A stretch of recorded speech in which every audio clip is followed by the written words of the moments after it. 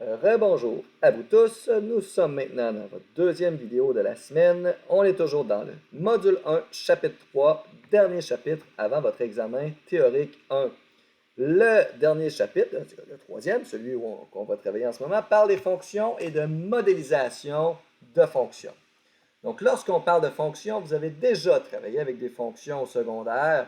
Donc une fonction, ça sert à établir ou à décrire le lien qu'il va y avoir entre deux variables ou plus que deux variables, et on va rester ici dans le cas où on travaille avec deux variables. On va souvent dire, par exemple, je ne sais pas moi, la quantité d'essence que mon auto consomme dépend ou est en fonction du kilométrage que j'ai parcouru, de la distance parcourue. Mon salaire est en fonction de mon nombre d'heures travaillées.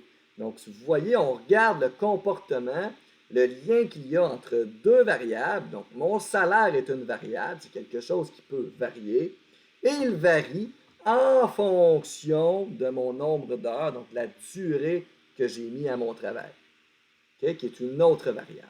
Puis on va toujours dire qu'il y a une des deux variables qui est dépendante et l'autre qui est indépendante.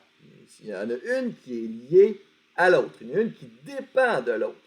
Par exemple, ton salaire dépend du nombre d'heures travaillées. Ce n'est pas ton nombre d'heures travaillées qui dépend de ton salaire. Okay? Donc, il y a toujours une variable qui est dépendante et une variable qui est indépendante.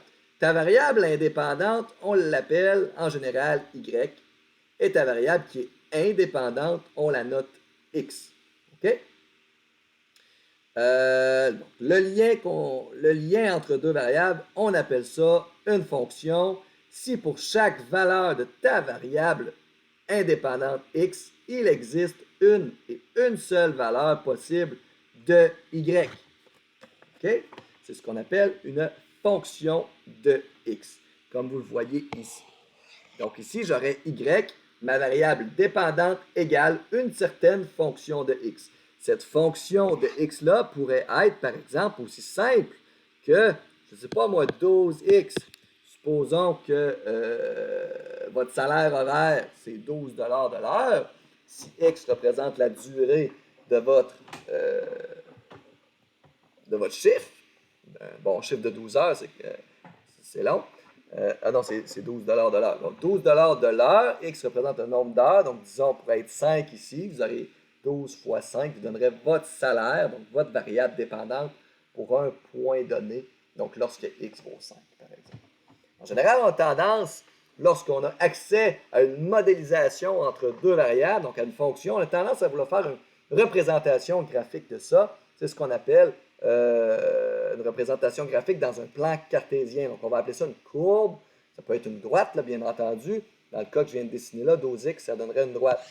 On a souvent là un axe des x et un axe des y. La plupart du temps, nos variables, on les appelle comme ça. Si c'est quelque chose qui varie en fonction du temps, bien entendu qu'à la place de x, on va mettre t.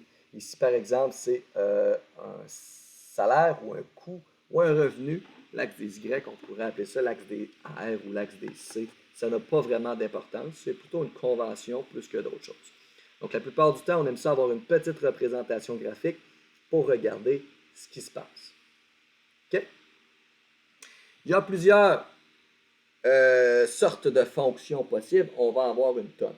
Dans le chapitre 3, on va s'arrêter aux fonctions linéaires, donc les droites, et on va s'arrêter aux fonctions quadratiques, donc aux polynômes de degré 2, là, les paraboles. C'est ce qu'on va voir dans ce chapitre-ci.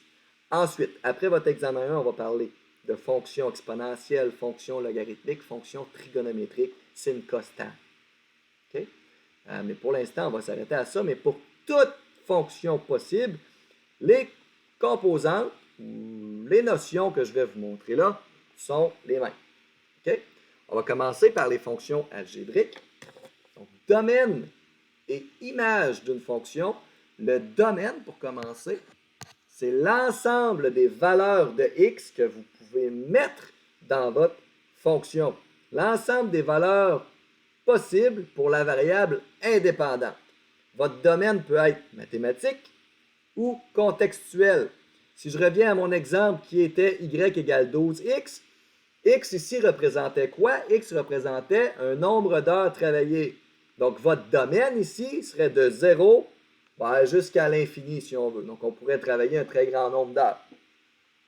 OK? Mais des valeurs négatives ne feraient pas de sens, bien entendu. Donc, ça, c'est ce qu'on appelle le domaine. Je vous dirais qu'il y a 3 choses qu'on vérifie pour ce qui est du domaine mathématique. Il y a 3 choses qu'on veut vraiment vérifier. Je vais commencer par vous en donner 2.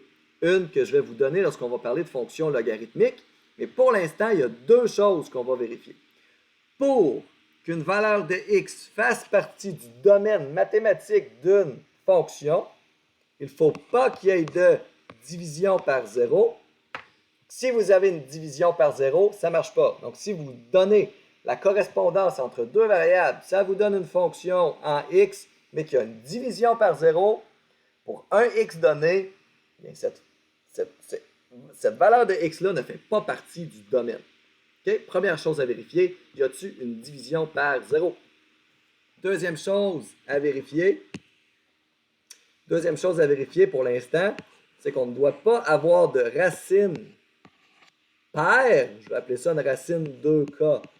Okay? K étant un entier. Donc, tu ne dois pas avoir de racine paire, donc racine carrée, racine de quatrième, racine sixième, etc., d'un nombre négatif.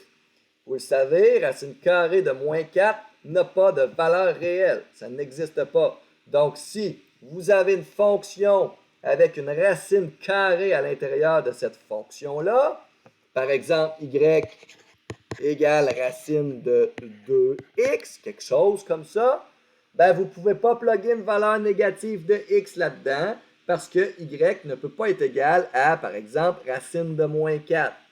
Okay? Ça n'existe pas. Donc, la valeur de x égale moins 2, par exemple, ne fait pas partie du domaine de définition de votre fonction. Donc, à chaque fois qu'on vous demande, par exemple, quel est le domaine d'une fonction et qu'on vous donne une fonction, il faut vérifier qu'il n'y a pas de division par 0. Il faut vérifier qu'il n'y a pas de racine paire négative non plus. Racine cubique de moins 8, on n'a pas de problème avec ça. C'est moins 2, ça va bien. Donc, les racines impaires, on n'a pas de problème avec les nombres négatifs, avec les radicandes négatives. Racine paire, par exemple, ça cause problème. On vérifie ça. Ça, c'est pour le domaine. OK? Maintenant, l'ensemble image, c'est un peu l'inverse. C'est l'ensemble de toutes les valeurs possibles pour votre variable dépendante, donc pour votre y. Ça dépend de votre domaine. OK? Donc, les valeurs que y peuvent prendre dépendent des valeurs que x peut prendre, bien entendu. OK? Donc, ça, c'est une des composantes qu'on va vérifier. On va aussi regarder et s'intéresser à l'ordonnée à l'origine d'une fonction. L'ordonnée à l'origine, c'est pas compliqué, c'est lorsque votre variable dépendante x égale 0, votre variable indépendante, excusez-moi. Donc, l'ordonnée à l'origine d'une fonction, c'est lorsque x vaut 0, votre variable indépendante. Graphiquement parlant, l'ordonnée à l'origine, voyons ma foi du bon Dieu, l'ordonnée à l'origine, ça représente là où on croise l'axe des Y. Et les zéros, c'est un peu l'inverse.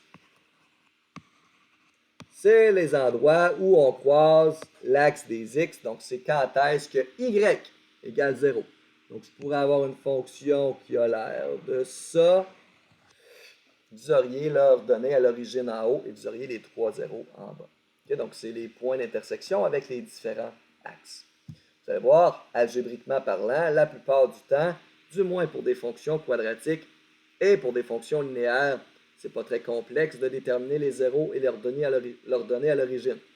Surtout si vous êtes fort maintenant là, en factorisation pour les polynômes de degré 2, surtout. Mais ça, on va y revenir de toute façon. Donc, on a quelques exemples ici. Donc, pour chacune des fonctions suivantes, on va déterminer si c'est possible, s'ils existent, le domaine, l'image, l'ordonnée à l'origine et les zéros de ces fonctions-là. Donc là, on a des dessins et un peu plus loin, on a des fonctions algébriques. Donc, avec les dessins, ce n'est pas trop complexe. Donc, le domaine de la fonction qui est là, on a ça DON avec un petit indice F. C'est quoi? C'est toutes les valeurs de X réelles.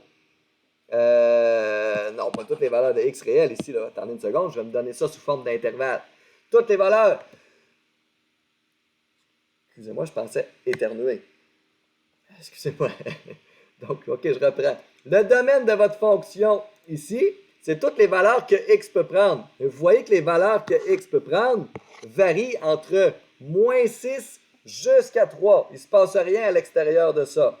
Donc, votre domaine de définition ici, c'est de moins 6 jusqu'à 3. Hein, j'ai mis des bornes fermées puisque 3 et moins 6 sont inclus dans le domaine. Pourquoi est-ce que je sais qu'ils sont inclus? C'est parce que les points sont fermés aux coordonnées moins 6 et 3. Donc ça, c'est le domaine de ma fonction. L'image de ma fonction maintenant, je vais aller regarder quelle est la plus petite valeur possible pour y. Quelle est la plus petite valeur possible pour y? Bon, on va aller regarder ici, c'est 4. Quelle est la plus grande valeur possible pour y? Vous voyez que c'est 8. Donc 4 à 8, inclusivement également, c'est l'ensemble image de votre fonction. On nous demande de trouver l'ordonnée à l'origine.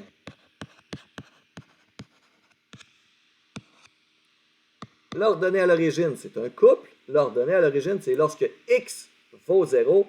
Et ça va vous donner ici 0,28 cinquième. C'est là qu'on croise l'axe des y dans notre fonction. Et les zéros, si on n'en a aucun, on ne croise jamais l'axe des x sur cette fonction-là. Donc, il n'y a aucune valeur qui fait en sorte que y, votre fonction ici, est nulle.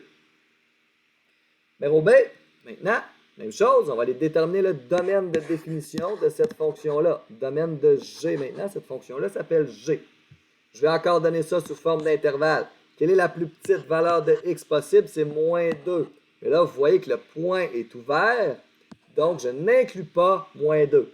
Je peux m'approcher aussi proche que je le veux de moins 2. Donc, en parcourant ma fonction comme ça, je peux m'approcher aussi proche de moins 2 vers la droite que je veux, mais j'atteindrai jamais moins 2. Donc, c'est pour ça que je l'exclus de mon domaine. C'est pour ça que j'ai mis un crochet ouvert. Et je me rends jusqu'à 1, et 1 est également exclu. Donc, les valeurs de x qui sont possibles ici sont de moins 2 jusqu'à 1. L'ensemble image maintenant de la fonction g, on va les regarder. Quelle est la plus petite valeur possible que peut prendre la fonction? Vous voyez que le plus petit point possible, c'est celui-là. Et ça, on atteint ça en moins 1 tiers. Cette valeur-là est incluse. La fonction est bien définie en moins 1. Donc, l'image, moins 1 tiers, est incluse dans l'ensemble image de votre fonction. Et la plus grande valeur qu'on peut avoir, c'est si on est au sommet ici, à l'extrémum de la fonction. L'image que va nous retourner cette fonction-là, c'est 3/2, et elle est incluse puisque 1/2 fait partie du domaine sans aucun problème. Donc, la plus petite mesure possible, c'est moins 1 tiers. La plus grande image possible, c'est 3/2. On a des images qui sont comprises entre moins 1 tiers et 3/2 inclusivement. Est-ce qu'on a un ordonnée à l'origine ici? Oui. L'ordonnée à l'origine ici, c'est un point. C'est toujours lorsque x vaut 0 et vous voyez que y peut être égal à 1. Vous allez toujours avoir un unique ordonnée à l'origine ou aucun ordonnée à l'origine. Il ne peut pas y en avoir plus d'un dans une fonction, sinon ce n'est pas une fonction. Si on se rappelle bien de la définition d'une fonction, pour chaque valeur de x, il existe une seule valeur de y. Donc, il ne peut pas avoir plus d'un ordonnée à l'origine pour une valeur de x possible. Si x vaut 0, une valeur de y possible si tu as affaire à une fonction. Les zéros maintenant, ici on en a un. 0 ici c'est un couple. C'est lorsque x vaut 0, excusez-moi. X vaut 0. Y vaut 0, pardon. Et x va valoir moins 0,5. Donc on va mettre un point virgule ici pour enlever l'ambiguïté entre les virgules et le changement de coordonnées. Donc ici, j'ai trouvé tout. J'ai trouvé mon domaine, mon image, mon ordonnée. Ici, le numéro C, on va faire la même chose. le domaine de définition de ma fonction que j'ai appelée h. Ici, c'est quoi?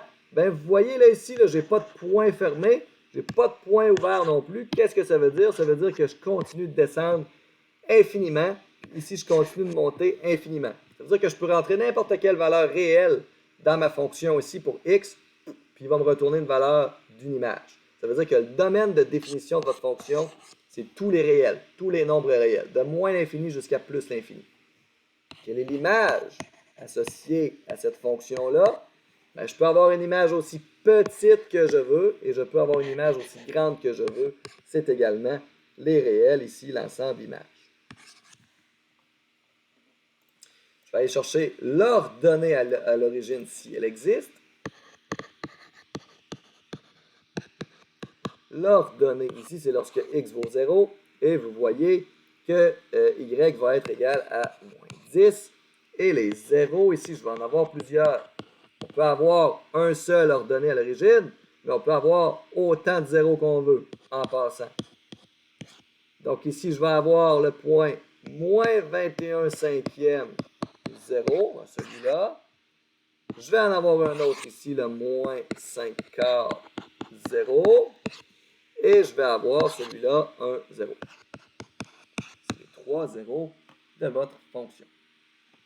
Dans le domaine et n'importe quelle valeur réelle. Ça devient un peu plus intéressant, à mon avis, lorsqu'on a affaire à des fonctions qui sont algébriques comme ça. Quels sont le domaine, le 0 et l'ordonnée à l'origine des fonctions suivantes. Ça se peut qu'on n'ait pas de 0 en passant, ça se peut qu'on n'ait pas d'ordonnée à l'origine non plus. C'est plutôt rare. Mais ça peut arriver. En A, on va commencer avec A. Quel est le domaine de ça? Donc, 2x moins 3, ça c'est l'équation d'une droite en passant. On va revenir aux équations de droite éventuellement. Mais 2x moins 3, tu peux rentrer n'importe quelle valeur de x là-dedans et il va te retourner une valeur de y réelle sans aucun problème. Il n'y a pas de division par zéro potentiel. Tu n'as pas de racine paire non plus là-dedans. Donc, tu n'as pas de racine paire négative potentielle là-dedans non plus. Ton domaine, c'est les réels.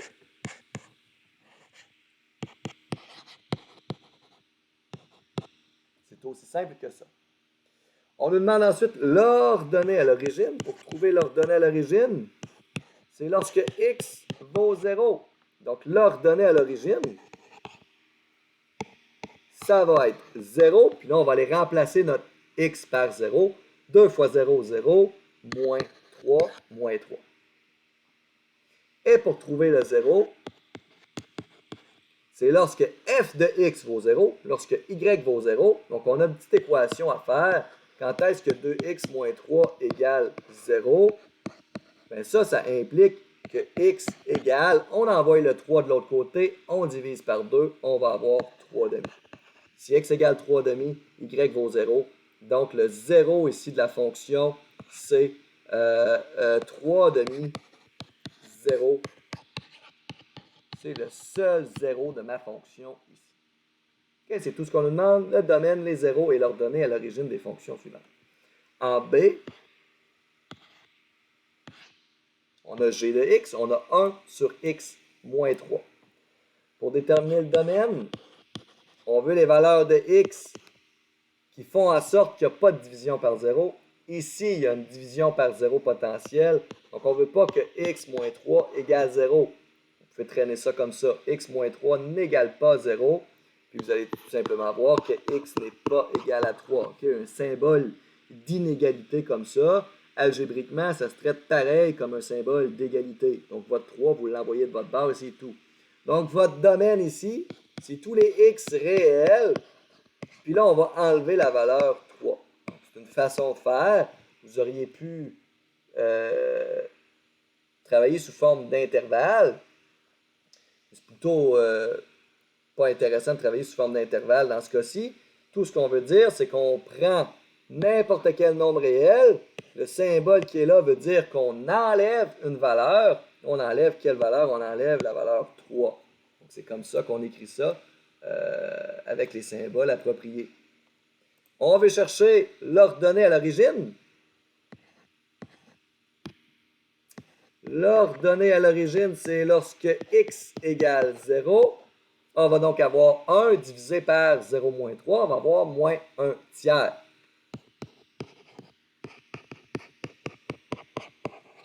Notre ordonnée à l'origine est donc égale à 0 moins 1 tiers.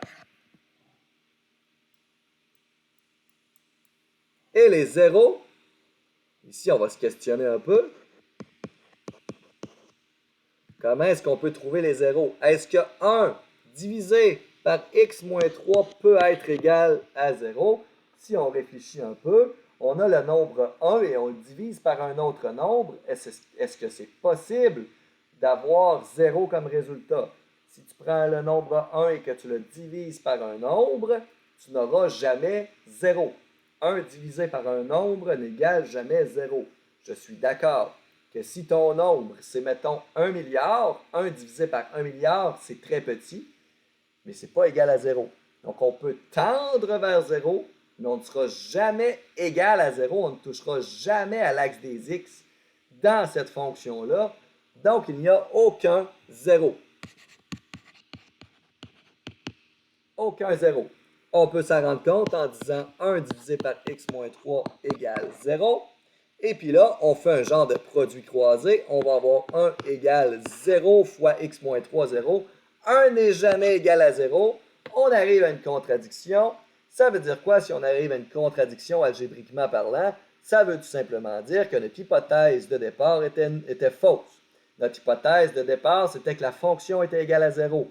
Donc, cette hypothèse-là est fausse. Il n'existe pas de 0.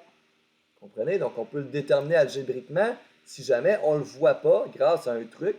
Par exemple, quand est-ce qu'on prend 1 et qu'on le divise par un nombre et que ça donne 0? Ça ne peut pas arriver. Donc, une fraction va être égale à 0 de toute façon si le numérateur est égal à 0 et 1 n'est jamais égal à 0. Donc, ce n'est pas possible, aucun 0. Pour le C maintenant, je vais le réécrire ici, racine carrée de x moins 2. On s'intéresse au domaine. Donc, le domaine ici, il n'y a pas de division par 0 potentielle, mais pas de division par 0 potentielle, mais il y a une racine carrée. On ne veut pas que la racine carrée soit négative. Okay? Donc, on ne veut pas que x moins 2 soit négative. Donc, on veut qu'elle soit plus grande ou égale à 0 pour être dans le domaine de définition. Donc, on veut que x soit plus grand ou égal à 2. Tant et aussi longtemps que x est plus grand ou égal à 2, notre fonction va nous retourner une valeur réelle. Donc, domaine de définition, on pourrait écrire ici de notre fonction que j'avais notée h, c'est égal à 2 jusqu'à l'infini. Lorsqu'on met l'infini dans un intervalle, n'oubliez pas qu'on ne peut pas inclure l'infini puisque l'infini n'est pas une valeur réelle. L'infini, c'est un concept abstrait qui dit que le nombre est infiniment grand, plus grand que ce qu'on est capable de s'imaginer. Donc, on ne l'inclut pas dans notre borne, dans notre intervalle, bien entendu. Donc, le symbole infini ou moins infini n'est jamais inclus dans un intervalle. Donc, on met le petit crochet ouvert à ce moment-là. Je cherche l'ordonnée à l'origine. L'ordonnée, c'est lorsque x égale 0. Et ici, h de x égale 0, h de 0, c'est racine carrée de 0 moins 2, fait racine de moins 2, donc ça n'existe pas. Okay? Donc, il n'y a aucun ordonnée à l'origine. Si on n'a aucun ordonnée à l'origine, est-ce qu'on a un 0? Oui. Oups, excusez-moi. Est-ce qu'on a un 0 par contre? Oui. On a 0 lorsque racine carrée de x moins 2 égale 0. Ça, on n'a aucun problème avec ça. Pour enlever le symbole de racine carrée, on fait l'opération inverse à la racine. On met tout au carré. La racine nous embête, donc on la met au carré. Racine carrée de x moins 2 au carré égale 0 au carré. Donc, x moins 2 égale 0. Ça implique que x égale 2. Donc, le 0, c'est lorsque x vaut 2, y va être égal à 0. Ou h de x, dans ce cas-ci, va être égal à 0. Okay, donc, algébriquement, c'est possible de le faire. Visuellement, c'est possible de le faire aussi. C'est sûr que c'est un peu plus le fun, à mon avis, de faire à l'aide des fonctions algébriques. OK, c'est pas plus compliqué que ça. On va parler un peu de modélisation aussi dans ce cours-ci. Donc, modélisation, ça veut dire j'ai un contexte de la vie courante, une application physique, une application économique, psychosociale, peu importe, qui se modélise de façon mathématique. J'ai un certain énoncé et je dois aller retirer c'est quoi l'équation qu'il y a là-dedans ou c'est quoi la fonction qu'il y a là-dedans. Okay? Je vous ai écrit ici une espèce de procédure à suivre là, pour ceux qui ont peut-être de la difficulté à modéliser les problèmes mathématiques. Donc, il faut commencer par comprendre le problème, identifier les variables, ça va toujours vous aider. C'est laquelle des deux ma variable dépendante? C'est laquelle des deux ma variable indépendante? C'est quoi qui est x? C'est quoi qui est y? On va aller regarder les contraintes contextuelles d'un problème. Si le problème, je te parle d'une longueur, ben, tu le sais que ta variable va être positive. Une longueur, c'est positif. Okay? Donc, tu peux déjà regarder les contraintes associées à ça. Tu vas déterminer ce que tu cherches. Donc, c'est quoi que je cherche? Je cherche, par exemple, le rayon d'un cercle en connaissant la circonférence, par exemple. Ce genre de choses-là. Okay? Qu'est-ce que je cherche ultimement? Ensuite, on va aller décrire la relation entre les variables. On va aller écrire donc la fonction qui modélise notre problème. On va s'assurer que c'est à deux variables, qu'on a bien y égale une fonction qui dépend de x. Parce que sinon, si vous avez deux variables à l'intérieur, si vous avez trois variables, y égale une fonction de x et de z, par exemple, on va aller essayer d'exprimer x ou z en fonction de l'autre variable, dans le but de se ramener à une équation à une seule variable. Vous allez voir, on va faire ça une fois de temps en temps. Donc, ça prend vraiment une relation entre les deux variables, une fonction. Il faut qu'elle soit exprimée à deux variables seulement, donc y égale une fonction de x. Ensuite de ça, on reformule la question à l'aide des variables du problème. On fait les calculs, les manipulations qui permettent de répondre à la question. On interprète et on écrit notre réponse. OK? Donc, s'il y en a qui ont bien de la misère avec ça, je sais que c'est ce qui est plus difficile. On dirait que des fois, quand on a de l'algèbre pure et dure, on est capable de résoudre parce que c'est clair. Lorsqu'on a un énoncé écrit en langage courant, des fois, c'est là que les gens bloquent. Mais c'est à ça que ça sert les maths. OK? C'est à résoudre des problèmes de la vie courante. C'est pas pour trouver des x et des y pour le fun. OK? Je suis face à un problème. Comment est-ce que je modélise ça? Je vais utiliser le symbolisme mathématique pour alléger mon écriture. Je vais trouver ce que j'ai besoin. Je vais utiliser les outils que j'ai vus dans ma vie scolaire associés aux maths. Je vais trouver ma réponse. C'est à ça que ça sert. OK, donc on va se pratiquer en faire un. On en a juste un là. Je vais commencer par parler des fonctions polynomiales, donc toutes les fonctions qui s'écrivent comme des polynômes. On va commencer avec les linéaires, bien entendu, et les polynômes de degré 2. C'est ce qu'on va commencer par faire. Ça ici, je ne relis pas ça. On a déjà parlé de polynôme. C'est rien d'autre qu'une fonction qui s'exprime comme étant un polynôme, avec un certain degré. Voici un exemple de la vie courante. C'est là où on va arrêter notre vidéo d'aujourd'hui. Je vous suggère, une fois que je vais avoir lu l'énoncé, de faire pause et de l'essayer par vous-même. Vous avez la chance de me mettre sur pause. Faites-le. Je suis sûr que ma conjointe aimerait beaucoup me mettre sur pause. Elle n'a pas cette occasion-là, malheureusement. Donc, vous avez l'occasion, faites-le. Mettez-moi sur pause. Essayez ce problème-là par vous-même. Si vous y arrivez, appuyez sur play pour valider votre réponse. Si vous n'y arrivez pas, appuyez sur play pour regarder les premières lignes et réessayez par vous-même ensuite. Donc, voici l'énoncé. Une compagnie désire fabriquer des boîtes rectangles en métal et sans couvercle. On utilise des feuilles de métal de 30 par 40 cm, une machine qui découpe un carré dans chaque coin et replie ensuite les barres pour former la boîte, construire le modèle décrivant le volume de la boîte en fonction du côté du carré, donc de x. Regardez qu'est-ce qui se passe ici. J'ai des feuilles de métal de 40 par 30 cm. Ça me dit, on va découper 4 carrés, un dans chaque coin. Et ensuite, après avoir découpé 4 carrés, un dans chacun des coins, on va replier tous les côtés, ça va nous donner une boîte métallique. Donc, cette longueur-là, on ne la connaît pas. C'est toute la même longueur, par exemple, c'est ce qui nous est dit dans l'énoncé. Longueur X, longueur X, longueur X. Je suis d'accord que ce n'est pas à l'échelle sur mon dessin, mais vous comprenez ce que je suis en train de faire. On veut s'intéresser au volume que va avoir la boîte en fonction de la longueur X qu'on enlève dans chacun des coins. Okay? Je vous rappelle le volume d'une boîte, le volume d'un prisme à base rectangulaire. Ça va être base fois longueur, largeur, fois hauteur. Okay? B fois L fois H. Je vais écrire ça comme ça. B fois L fois H. On veut s'intéresser maintenant à ça en fonction de X. Donc, moi, mon B, mon base, ça va être cette longueur-là. Okay? Ça va être ma base.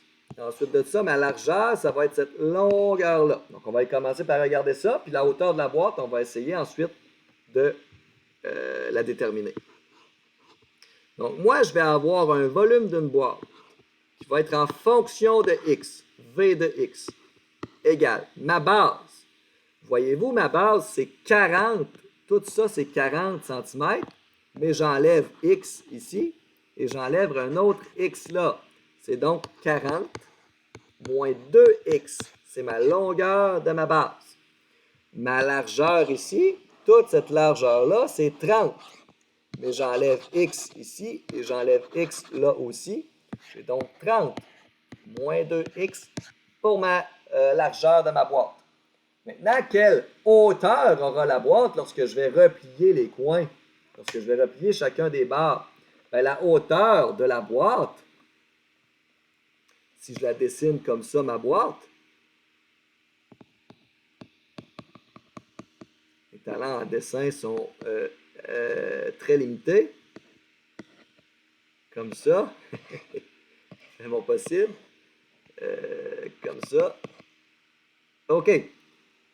Donc ici, on a notre base, on a notre largeur. Quelle est la hauteur? Bien, la hauteur, je vais avoir replié les côtés de longueur X.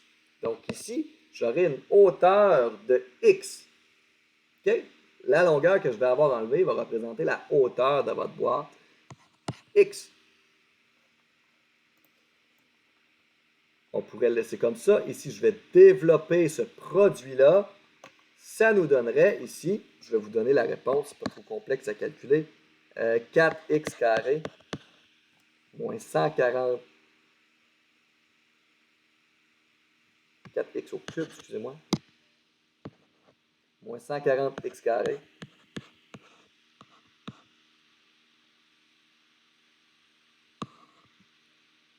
plus 1200x. Ça représente le volume de votre boîte en fonction de x, la longueur que vous avez enlevée. Je vais m'intéresser 2 secondes au domaine de cette fonction-là. Le domaine ici, je n'ai pas de problème du côté mathématique. Je n'ai pas de division par zéro potentielle. Je n'ai pas de racine paire d'exprimer là-dedans non plus, mais j'ai un domaine contextuel. Si je n'enlève aucune longueur, je n'aurai pas de boîte. Je vais avoir ce qu'on appelle une feuille. OK? Je vais avoir une feuille. Donc, il faut que j'enlève, excusez, au moins une certaine longueur. Donc, il faut que X peut être aussi petit qu'on veut. X ne peut pas être négatif, ça ne fait aucun sens. Donc, ici, mon domaine commence à 0, mais je n'inclus pas 0. Il faut que j'enlève au moins une petite partie pour avoir au moins une boîte. Sinon, j'ai une feuille. Jusque où est-ce que je peux aller maintenant? Je ne peux pas aller jusqu'à 100. Si X égale 100, ben, je vais enlever toute ma longueur qui est là. Je vais enlever toute ma longueur de 30. Ma longueur ne peut pas être de 30 non plus parce que, ben, comme je viens juste de dire, ben, vous allez enlever 30. On va se questionner à c'est quoi la limite qu'on peut atteindre. Si je me rends à mi-chemin ici, ben, mon autre côté, je vais me rendre à mi-chemin aussi. OK? Donc, c'est ça la limite. Je ne peux pas atteindre 15, c'est-à-dire la moitié de 30.